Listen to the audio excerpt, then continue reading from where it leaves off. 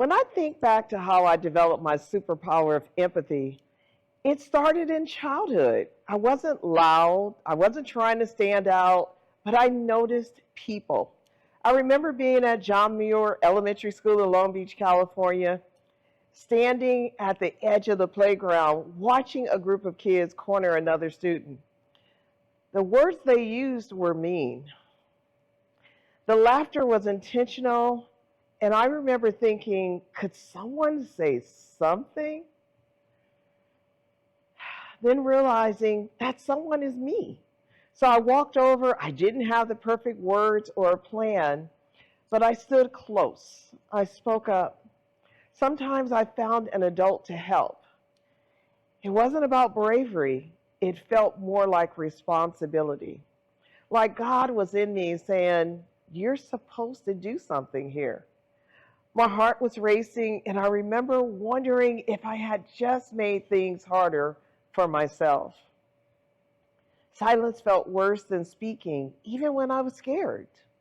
That instinct often put me in conflict with bullies, and sometimes even with teachers who didn't want disruption. I questioned why someone was being mistreated, and that questioning made me visible.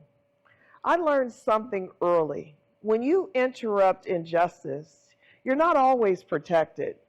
Sometimes you become the target. Being a leader wasn't something I chased. It showed up around me.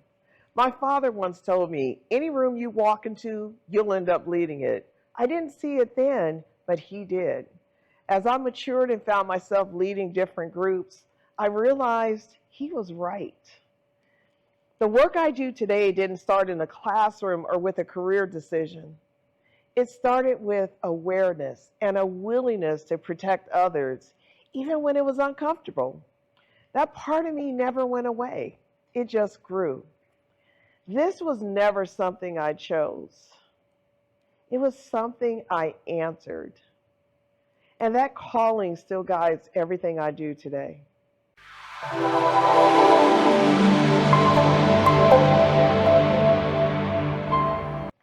Some of my most significant challenges weren't dramatic. They were subtle, long-term, and formative. The first challenge came with leadership itself. From an early age, I became the one others leaned on, the responsible one, the problem solver, the steady presence. My mother said I was always just that way. Over time, that identity became my default. I became the superwoman. Not because I wanted to be everything, but because others depended on me. And I learned to normalize it. I normalized responsibility. I normalized carrying too much. I confused strength with self-sacrifice. I didn't think of it as burnout. I thought of it as responsibility. But leadership that requires everything of you comes with consequences. That's why I reject the idea that strong women must carry everything. Strength that demands self-abandonment is not resilience. Strength isn't proven by how much you can tolerate, but by how much you care for yourself. The second challenge came later, when I learned what it costs to ignore my own needs. In 2020, my body forced a conversation I had been postponing. What I thought was stress, what I thought I could push through, turned into a health scare that made it very clear. Something had to change. That mistake wasn't that I didn't know better. I did. I knew better. That mistake was believing I could keep going without consequence. That moment became a pause, one I didn't choose, but desperately needed. It taught me this. Resilience isn't about how much you can endure. It's about how early you respond. Ignoring discomfort doesn't make it disappear. It makes it louder later. Challenges don't just shape resilience. They reveal where support is missing. That understanding changed how I live, how I practice, and how I lead today.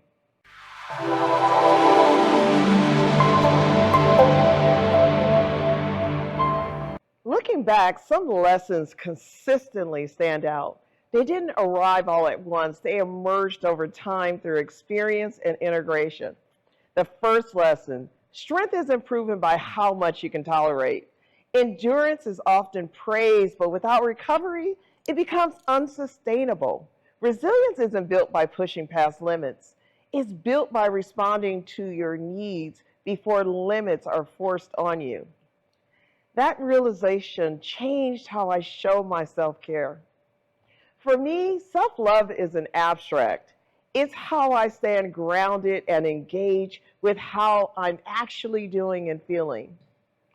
It looks like pausing long enough to ask myself what I need and being willing to give it to myself. Over time, I developed a framework for how I practice this. I call it caress because resilience should feel like care, not endurance. Compassion for yourself. Speaking to myself the way I talk to someone I love. Compassion toward myself felt awkward at first, like something I knew how to do for others, but not for me. Acceptance for yourself. Meeting myself where I am, not where I think I should be. Rest. Honoring recovery as part of strength, not weakness. Eating well and exercising. Nourishing my body with intention. Social support, letting others hold space for me, not just the other way around. Self-care, making small, consistent choices that protect my well-being. The second lesson, confidence, can delay care. When you're capable, people assume you're fine, and eventually you start assuming that too. That's why small, consistent choices shape outcomes more than dramatic effort. Sometimes that means stepping back, being unavailable for a period of time, creating space, not to disengage, but to restore. Because when I re-engage, I do so with more clarity, more presence, or more capacity. This is the work I teach. I help others learn how to be gentle with themselves, to pause, to listen, and to respond with care before depletion becomes the teacher. Resilience isn't about endurance, it's about integration.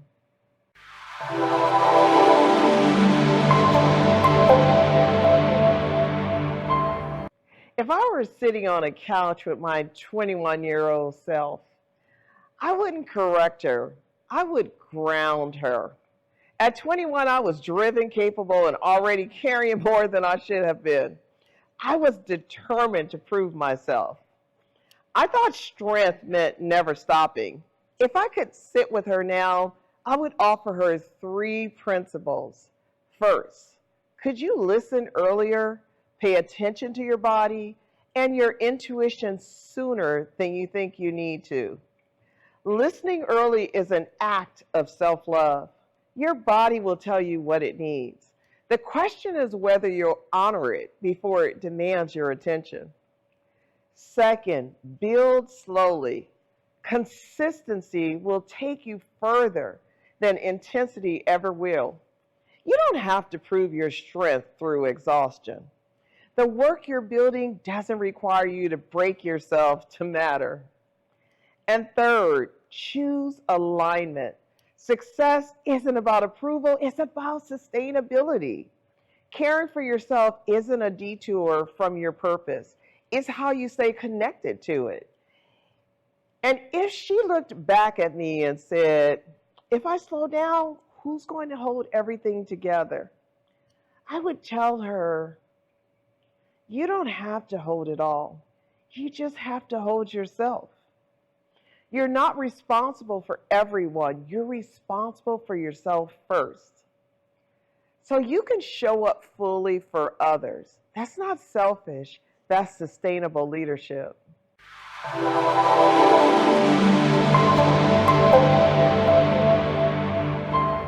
There's a challenge today that we don't talk about enough.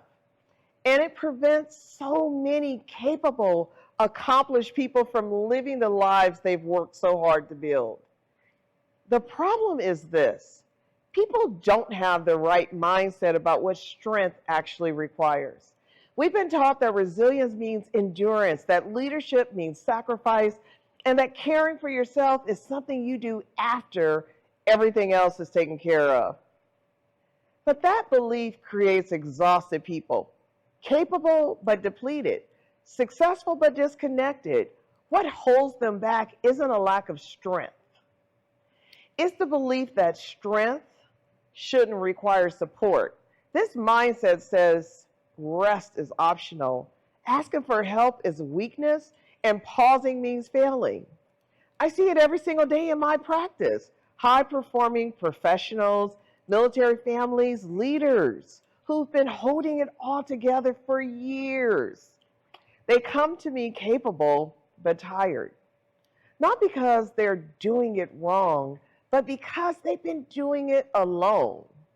One of my clients recently told me, I thought if I could just get through this season, then I could rest.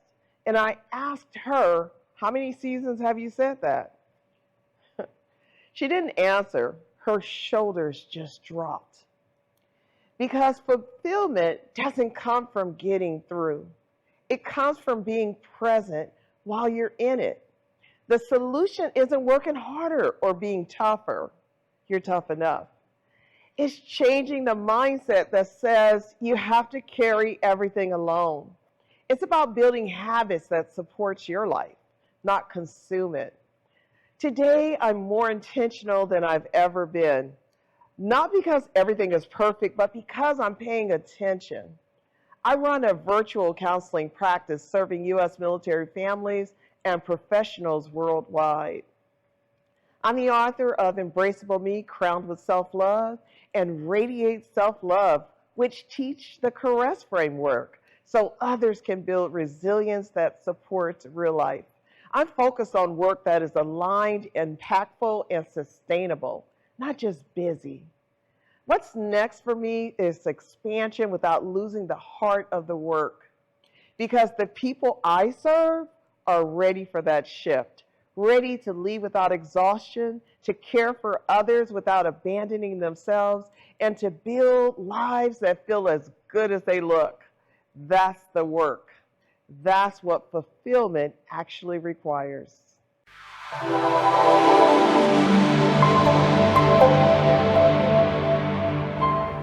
Here's what I noticed that most people miss. I can look at someone who seems like they have it all together and immediately spot the part of them that's barely holding on. Not in a judgmental way, in a way that says, I see you. I walk into conversations with high achievers, leaders, military families, professionals who look like they have it all together. Within minutes, I can tell who's running on fumes, who's smiling but exhausted, who's capable but crumbling quietly, who's been strong for so long they've forgotten what rest feels like. And instead of applauding their grind, I give them something more people never do: permission. Permission to stop. Not permission to quit, permission to breathe.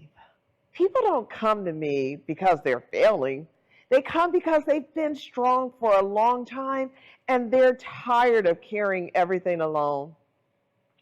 Most of the people who work with me are capable, responsible, and deeply committed leaders in their families, organizations, and communities. What they're looking for isn't someone to tell them to push harder. They're looking for someone who understands what it costs to always be the one others depend on. People choose to work with me because I meet them with steadiness, not pressure. I listen carefully to what's said and to what's been carried quietly for years. I don't rush their process. I help them slow down enough to understand what their life and body are asking of them. The hardest part for most people isn't learning how to rest. It's tolerating the guilt, that comes with it. People often tell me they feel clearer, more grounded, and more present after working with me. Not because everything disappears, that's not going to happen, but because they stop ignoring themselves while showing up for others. They work with me because I understand how to build flexibility from the inside out. I don't just teach it, I model it. I help people care for themselves with the same acceptance and compassion they've spent years offering to everyone else. That's what working with me offers. Not a quick fix, not a performance boost, but emotional steadiness, mental clarity, and a resilience that actually supports life.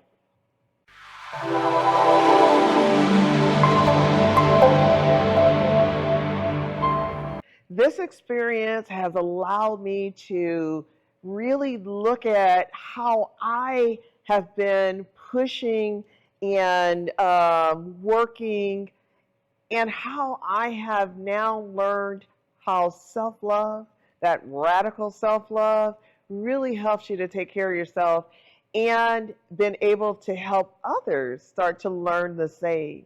I want to be the person who gets radical self-love out there so that people give themselves permission to take care of themselves first.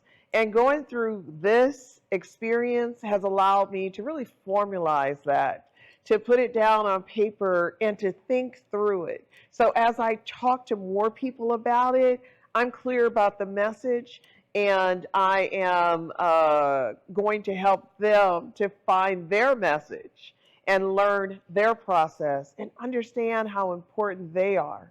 Before you pour into others, pouring into yourself is essential. Remember, self-care, radical self-care, radical self-love isn't selfish, it's essential. It helps you to sustain the life that you want for yourself. And that's what I want to say.